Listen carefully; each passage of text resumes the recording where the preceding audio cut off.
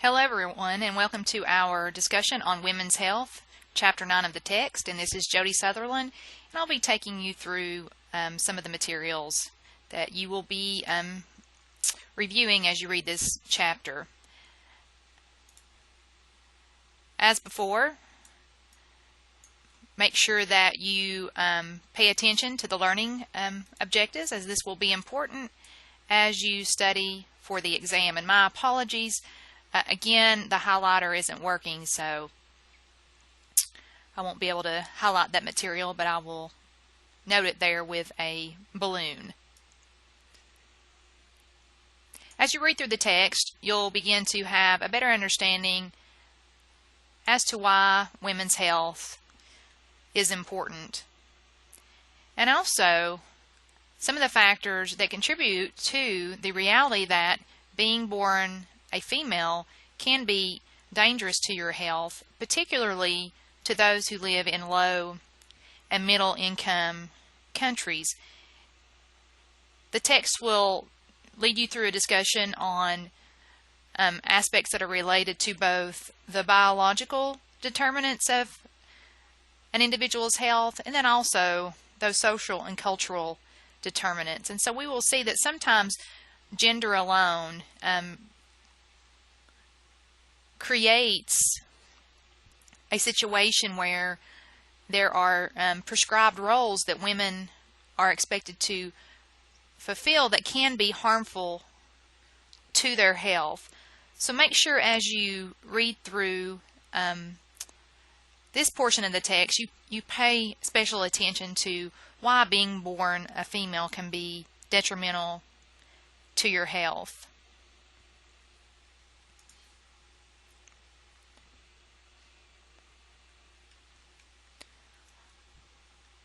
Next, as you read through the text, you'll want to read more specifically about those determinants of health as it relates to women.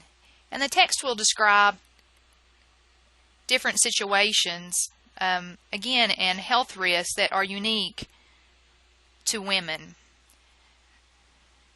Be sure to pay special attention to these definitions, these key terms. They will be important for your understanding of the text and understanding, again, some of the factors that contribute to poor health.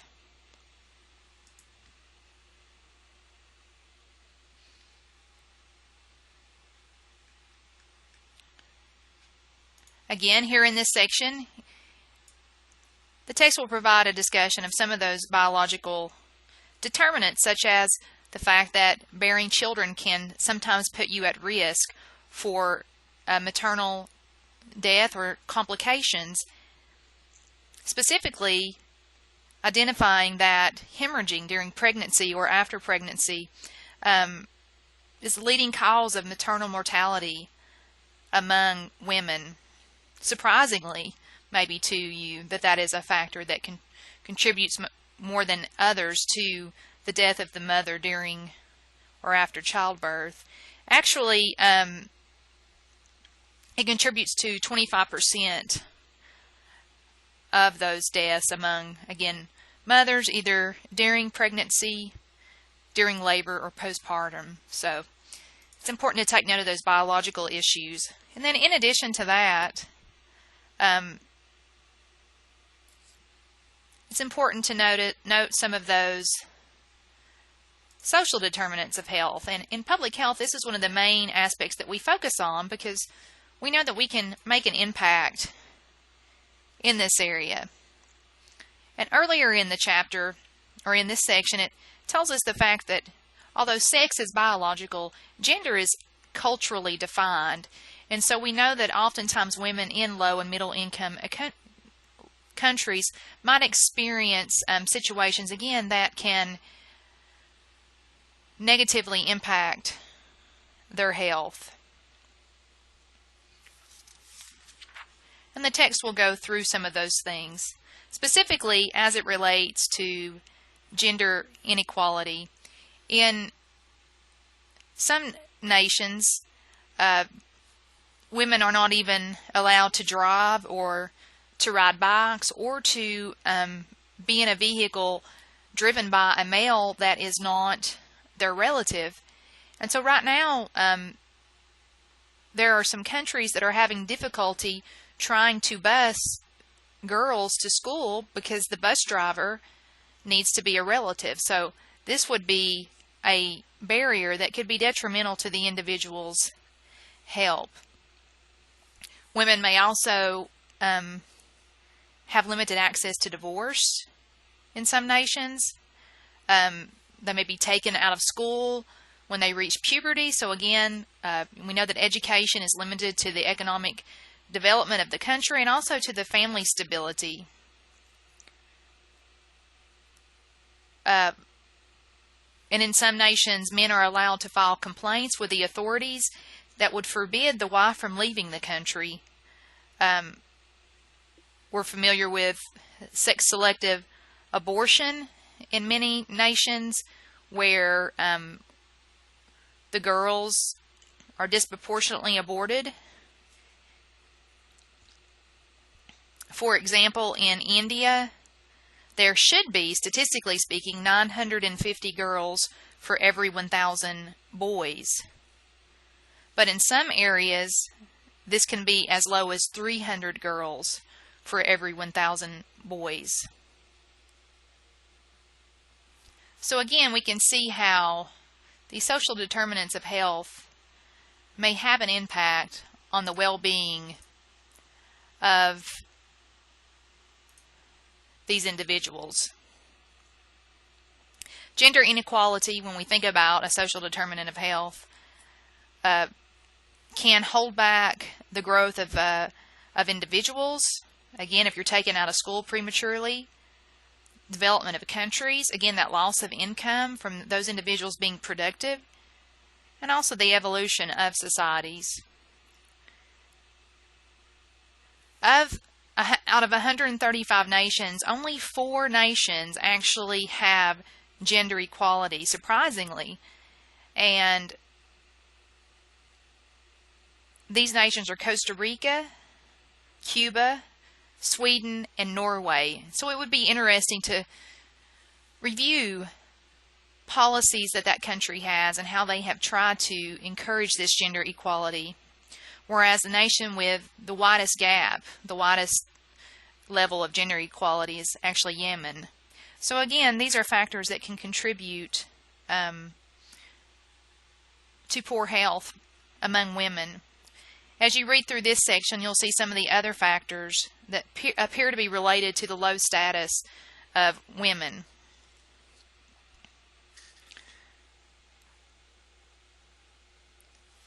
It's important to note, too, that women comprise 40% of the labor force, yet, and particularly as it relates to farming, yet they only own 3 to 20% of the land, or of landowners, only 3 to 20% are actually females, depending on nations, the country.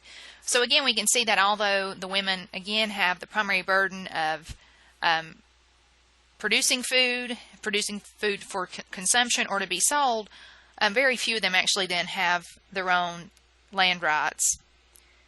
Also, it's important to note that half of the world's population are comprised of women, but only less than 20% of the world's legislators are women. So again, these are some things that we can try to address and are important, again, to seeing the health and well-being of women protected.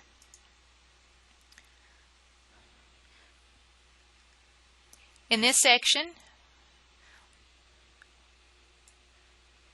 you'll want to take note of, again, these factors that contribute to poor health: sex-selective abortion, which we've already talked about, female genital cutting, as well as sexually transmitted infections. There's more than 1 million people who acquire an STI every day, and so that's a lot of individuals. And women are disproportionately affected with STIs due to, again, cultural factors, and then also just the fact that we are more susceptible to these diseases because there's more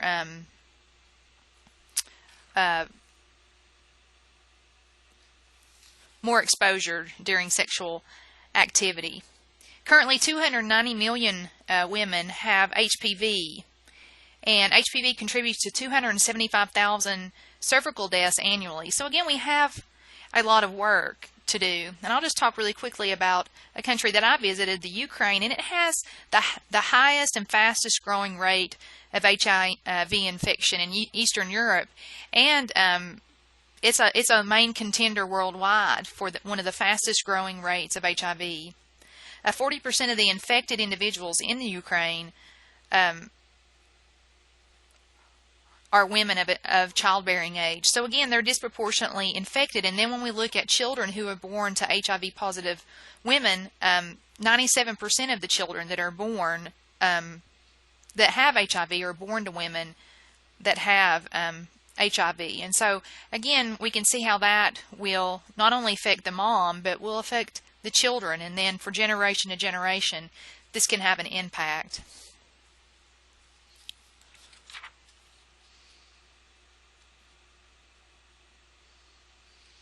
Another important aspect to look at are violence and sexual abuse against women. This is important for us to investigate. It's a major public health problem. And currently, 35% of women worldwide have experienced either intimate partner violence or non-partner sexual violence during their lifetime. So 1 in 3 women will have reported some type of abuse. And globally, as many as 38% of murders of a woman is committed by an intimate partner. And just to bring this home locally, the state of Tennessee has been in the top 10 for over a decade as far as women killed by men. And I think we're currently 4th in the nation. So again, this has an impact not only just in other nations, but here in the United States as well. Currently, only 15% of Japanese women report being abused.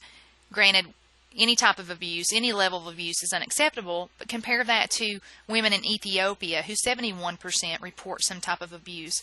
So again, we can see how that can have an impact on the health and well-being of not just the women, but also of communities. I'm going to skip on down. Make sure you read the next section here about morbidity and mortality. But I just want to take note here of unsafe abortions. We see here just the risk for women who have an unsafe abortion, poor outcomes for them. And currently South America has the highest rate of unsafe abortions. And then you're going to go on and read about, again, the differences between men and women as regard to health. Now, granted, women have a longer life expectancy, but oftentimes are disproportionately affected by different diseases. And one that is age-related is Alzheimer's. And there's been some recent news related to Alzheimer's that a woman who, at least here in the United States, a woman that is 60 years or older has twice the chance of being diagnosed with Alzheimer's as she does with breast cancer. It's important to note that here in the United States, 3.4 of the 5.4 million individuals living with Alzheimer's are females. So again, we can see how that would contribute to some great differences in health status and quality of life. We can see here the cost and consequences of women's health problems is not without cost, not only just to that specific family, but to the community overall. And we can see here, for example, the staggering cost of intimate partner violence alone.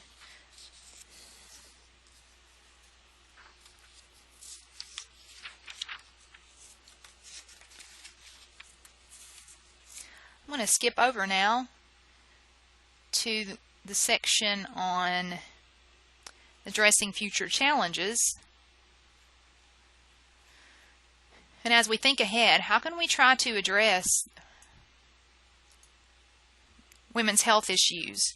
And what we know that as it relates to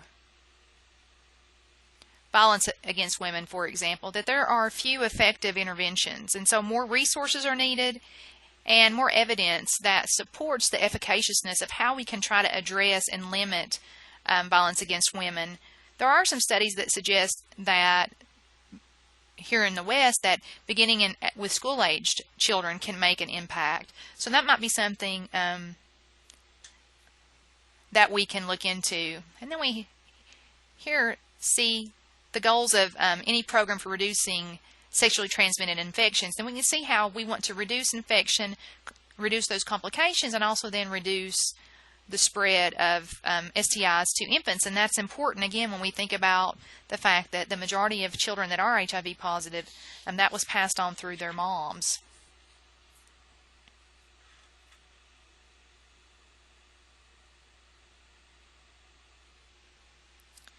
And then as we look over here at family planning, for example, it's very important for saving lives and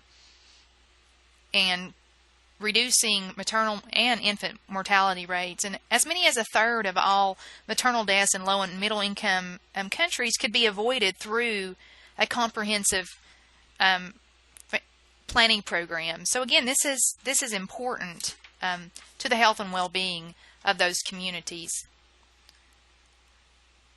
As we conclude this chapter, make sure you look through the study questions. Those will help you as you prepare for your examination. Thank you.